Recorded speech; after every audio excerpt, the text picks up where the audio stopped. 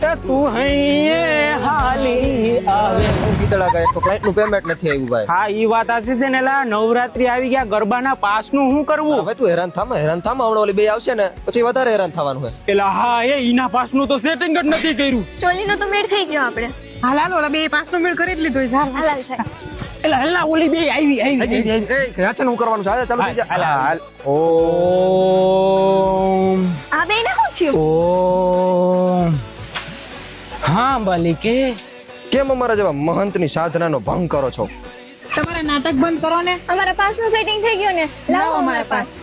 अच्छा गरबे में नवरात्रि में जाने का है आपको? આ નવરાત્રી તો માતાજીની ભક્તિ કરવાનો તહેવાર છે, આમાં ગરબાનું શું મહત્વ? और आप गरबे के पास लेके नवरात्रि में ग्राउंड में ठुमके लगा के क्या करोगे है बालिके? એટલે આ પાસ બાસ નું મોહ છોડો અને ઘરે બેસીને ભક્તિ કરો. હવે આ તમારા દુવેડા મૂકો ને જલ્દી પાસ લાવો અમારા. है बालिके, आपका पास का जुगाड़ तो ना हो पाया. આ ખાઈ દેખાય છે, બે અઠવાડિયા કીધું છે પાસનું સેટિંગ કરવાનું, હજી નથી કર્યું. જય માતાજી. ઉભો રે.